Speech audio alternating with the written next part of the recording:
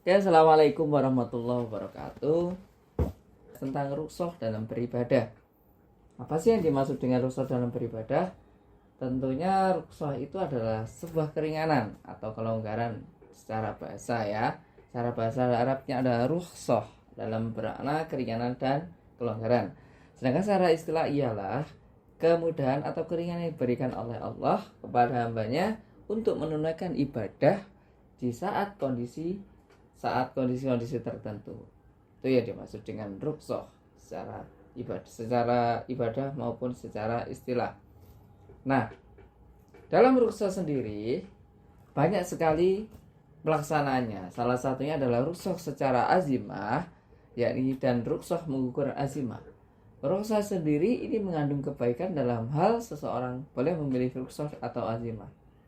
Contoh, ketika kita pergian jauh atau safar, ketika kita naik kapal, naik pesawat, tentunya kita kan tidak bisa melaksanakan sholat ya, anak-anak. Nah, kita boleh melakukan rukhsah dalam ibadah tersebut, yakni rukhsah dalam sholat contohnya. Nah, itu rukhsah dalam sholat, kita bisa menjamak, mengqashar sholat tersebut. Nah, secara rukhsah azimah juga ada rukhsah mengukur azimah. Contoh, ini mungkin jarang ya.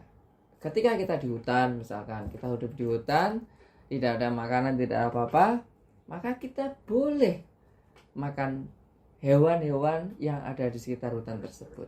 Termasuk yang sewu ya, anak-anak, termasuk kita makan babi, itu boleh, tapi dalam kondisi darurat. Jadi kita boleh melakukan makanan haram tersebut atau makan haram tersebut karena kondisi tertentu, yakni ketika kita darurat. Azimah sendiri adalah suatu hal yang menyebabkan awalnya haram bisa menjadi halal karena kondisi darurat tersebut. Seperti itu.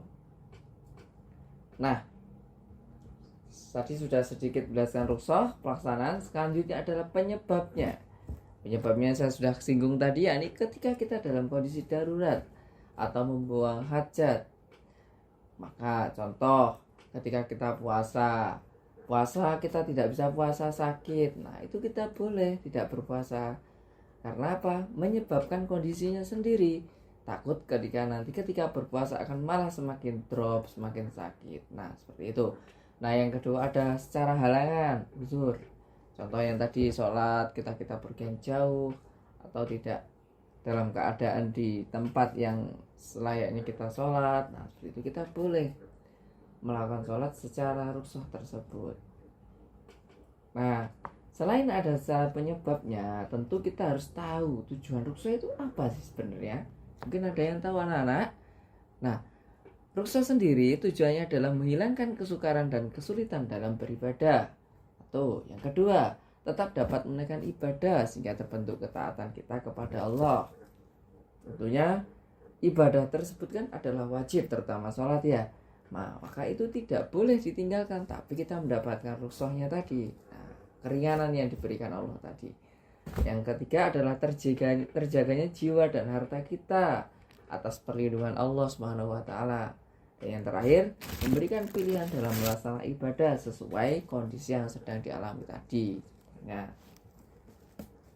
Nah, rukhsah sendiri terbagi dalam beberapa ibadah. Contohnya adalah rukhsah dalam sholat.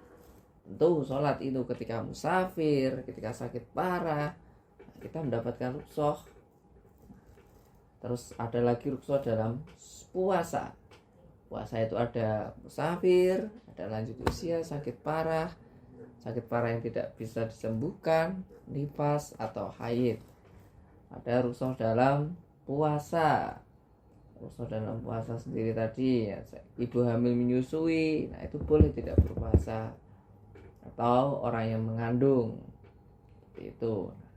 Kita boleh tidak melakukan puasa asalkan ada ketentuannya.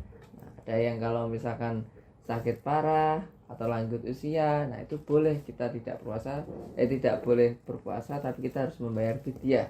Nah itu biasanya dilaksanakan ketika waktu zakatan atau waktu menunaikannya zakat itu. Dan rukhsah secara zakat. Rukhsah dalam zakat ini adalah ketika kita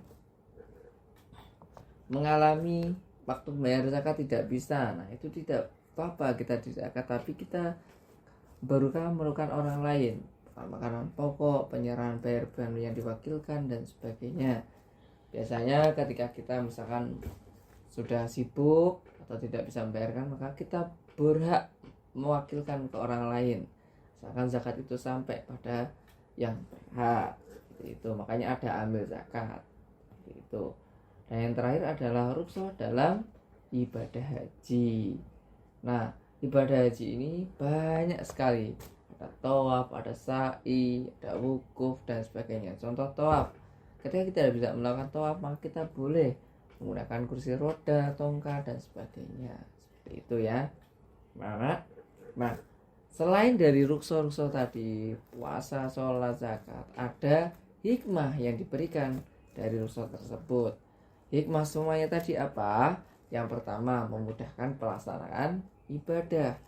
Karena apa? Orang ibadah itu adalah hukumnya wajib, terutama sholat ya. Kita tidak boleh meninggalkan, tapi kita mengganti dengan rukhsah tersebut. Terus menumbuhkan semangat dalam beribadah, tentunya menjadikan sikap kita menjadi disiplin dalam menunaikan ibadah. Nah, seperti itu. Nah, itu adalah bagian dari rukhsah dalam beribadah. Mungkin seperti itu. Ada yang ditanyakan anak-anak? Jika dirasa cukup dan tidak ada pertanyaan, maka saya akhiri ya. Semoga bermanfaat dan berkah bagi kita semuanya. Oke, terima kasih. Assalamualaikum warahmatullahi wabarakatuh.